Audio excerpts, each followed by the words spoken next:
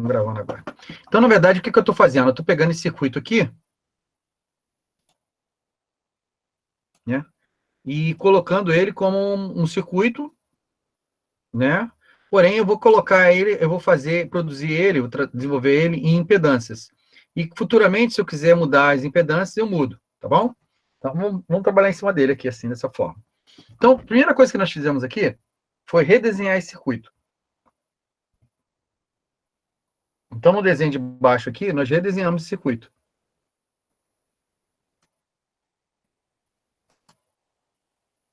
Então, aqui, ó, nós redesenhamos o circuito. Tá? Então, se você observar aqui, o Z1 aqui, ó. Né? A minha saída aqui, né? O Z3 está em cima, ó. Então, a minha saída é aqui, ó.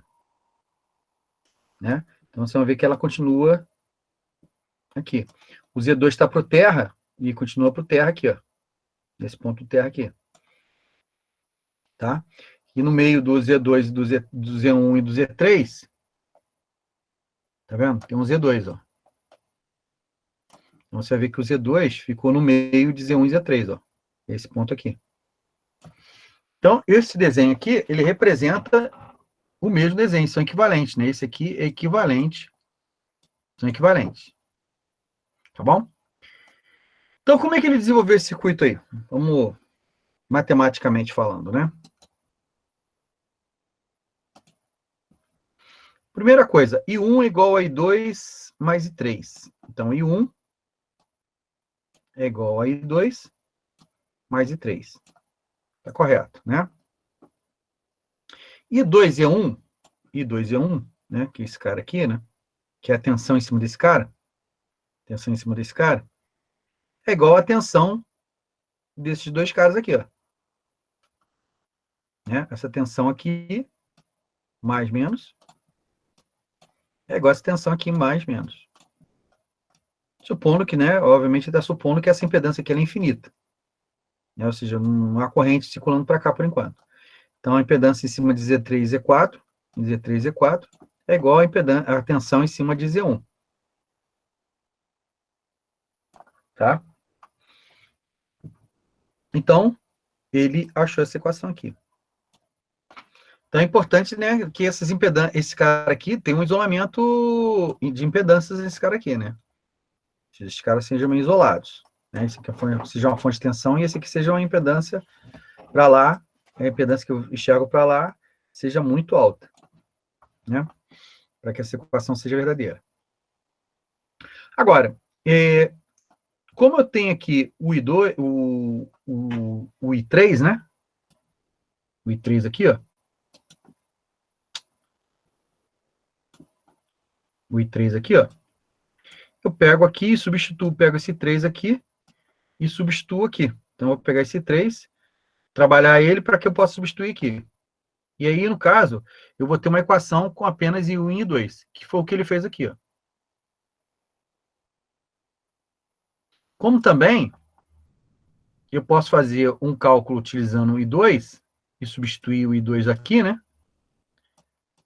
De forma tal que eu retire a equação apenas em I3. Então, eu tenho duas equações de 2 e 3 que possuem como variável apenas I1. Né? I1. Como eu sei que o E1 é I2, né? O E1 é esse cara aqui, ó, mais menos. Ou seja, é a tensão daqui para cá. Né? Esse é o E1. É o quê? O Z1 e 2, como ele colocou aqui, ó, a tensão aqui, mais Z2 e 1, ó. Z2 e 1.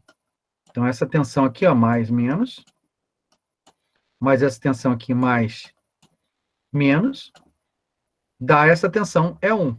Então, ele calculou o valor do E1 aqui. Do EI, né? Da tensão de entrada, EI. E, como eu tenho I2 em função de I1, né? Que é esse cara aqui, ó. eu substituo o I2 aqui.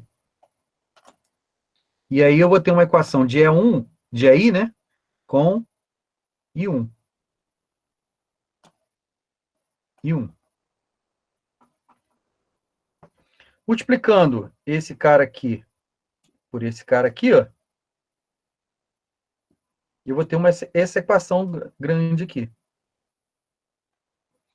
Todo é 1 em função de I1, que eu já tinha calculado. O E0 é o quê?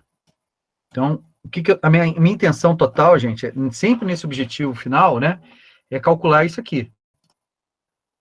E0 é 1.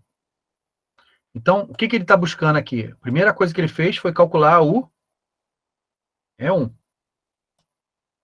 E agora, a gente vai calcular o E0. Então, o objetivo sempre é tentar calcular as duas equações e depois dividir uma pela outra. Então, vou calcular alguma coisa aqui e vou calcular alguma coisa aqui, dividindo uma pela outra, é a nossa resposta. Então, no caso do E0, o que ele fez aqui? Ó? O E0 no EZ3, essa tensão aqui, mais essa tensão aqui, né? Esse é o E0. Né? Como eu já tenho uma equação aqui em I3, ó, deixa eu tirar um pouco essa... Muita caneta. Então, aqui eu tenho uma equação em I3, ó, eu substituo aqui. Em função de I1, né? Então, eu vou ter uma equação de E0 com I1. E observem bem que, né, que a equação do I também está com I1. Né? E vai ser legal, porque eu posso poder cortar o I1 com I1. E aí ele manipula mais a equação, que nem a gente fez na anterior, e vai ter uma equação em I1 aqui.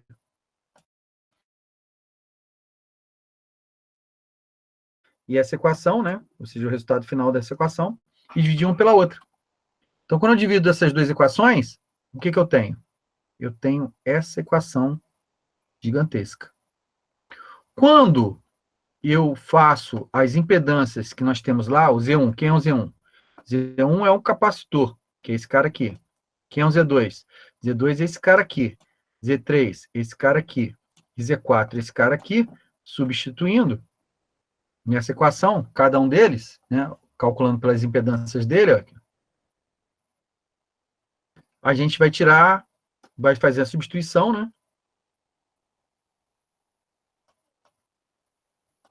Fazer a substituição, e aí nós teríamos essa equação de segunda ordem aqui. Para aquela célula T. Mas observe o seguinte, eu criei um circuito aqui, né, onde eu tinha esses impedâncias aqui resistor, e aqui capacitor, capacitor.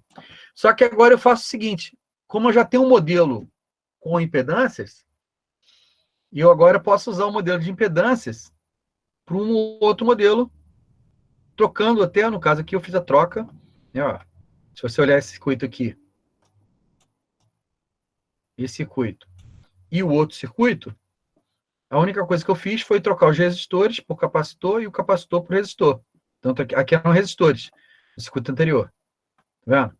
E agora eu estou usando capacitores. E aí, mas, porém, eu consigo utilizar essa mesma equação aqui, ó, porque ela é um modelo de impedâncias. Então, como ela é um modelo de impedâncias, eu posso continuar utilizando esse modelo.